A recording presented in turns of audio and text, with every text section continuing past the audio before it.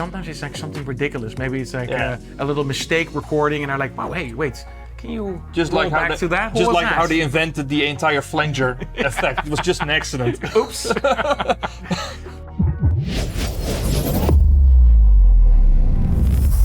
Hey guys, welcome back to another Hunchback React. Again with Jelle Dittmar. Hi. This time we're gonna do a little bit more of a different one. We did games with you. Yeah. We did a very cool Pirates with you. Yep. And now we wanted to do a little bit more horror. Yes. What is your relationship with horror and horror trailers? Well, because I think I would say because I composed a horror track for you guys. Most definitely. Yeah. Lucid Nightmares. We did one. There's a second volume coming out. And I was really fond of your track. Yeah. Lucid Nightmares 1. There's especially like the rhythm, and you use like the thing. I think we even compared it a little bit to the Dunkirk. Yeah, we did. Kind of style. Yeah. Because of the horns that were in it and were pitched down. Yeah, and then you had like the little like clock ticking. Yeah. This is what editors love, you know. Like you have all the little beats where they can make the snaps of like little Yeah, footage. the breaks. Just sometimes in a trailer, silence is power. Oh, definitely. Like it's always the things that are unknown in horror that are the most scary to me. Yeah, absolutely. So we decided to react on a little bit of an older one, or at least there That's was not a bad very older. old one. It was a very old There was a very old one, and they made a remake of it. It's The Clown. Yes. It's it. It's, yes. Of course. Stephen King. Stephen King wrote the story. Did you read the book? No, I've not read the book. The only thing is, I think I saw it when my parents were watching it, and I was like scared for a nightmare. And I walked down and said, "Mom, I have a little nightmare." And then I saw this kid in the yellow raincoat, and it's like, maybe this is worse. Okay, but let's dive into it. Yes. The remake. Here we go, Warner Brothers. This is Georgie. The brothers. She's already captain. Thanks. Oh yes, it starts nice. Yeah. Little piano notes. Cute. Oh. Nothing is wrong. Everything is good. Yep. Jackson Street. Ooh. That sounds great. That makes it even worse.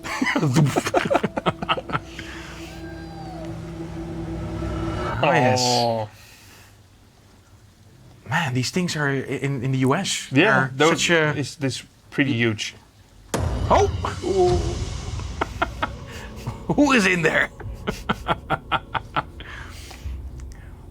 I have a weakness for horror. I really, really like it.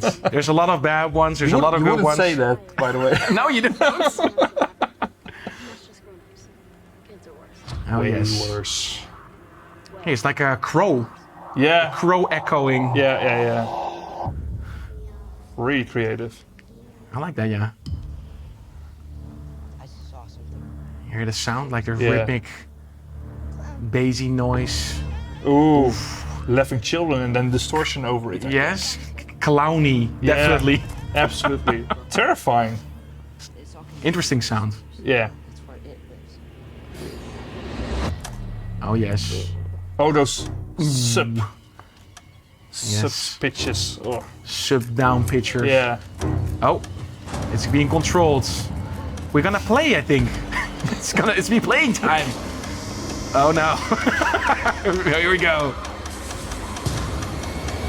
Oh man. Boo. It's really this rhythmic man. thing. This is so much sound design at all. Yeah. It's almost no music, so but much. it's great. Wow. Oh, I've watched this scene, and this is even worse in the film. Some of the colors are very artistically Yeah. arranged here. Oh man. This clown. Oh man, I mean, It's... Bill Skarsgård Oh, what was that? interpretation of Pennywise is just like terrifying. Man, I saw this, I think I saw the audition of what he was trying to do with him, and especially how he can mimic his face and that he can move his eyes separately from that each was other. actually Yeah. a skill that he had. There was no CGI involved. No. Insane. And then with the lip like going like this, it's really insane how he does that. I like what they did with this one because it has a little bit of this Stranger Things Yeah, vibe. yeah. Kind of the style, the 80s, Yeah. synth wavy. I mean, in the book, it took place when they were kids. It took place in the 50s. So they really changed that in the movie. Because it's Yeah. now the 80s, like you said. Is it? It is in the 80s. It is in the 80s. So why did they do that actually? I think because they wanted to have the chapter 2, because they were going to make a second sequel of this. Ah, okay, makes to sense. be in the present day to make it more terrifying. That is interesting. So they already checked. They already knew that they were making a sequel to it. So therefore, of course, timeline needs to be. It's basically the same thing with the Harry Potter, the last book. It's Yeah. so long that they need to make separate movies of that. But I think it's great. And what I really like with this one is, sure, they need to show the clown because that's But the it iconic didn't thing. show too much of No, him. not really. Absolutely not. It's just the sound, and especially that little clown noise, laughing, sound design, morphed. I'm really curious how they did that, by the way. I mean, did they do it with a lot of course they did it with a lot of processing, but which effects did they use for that?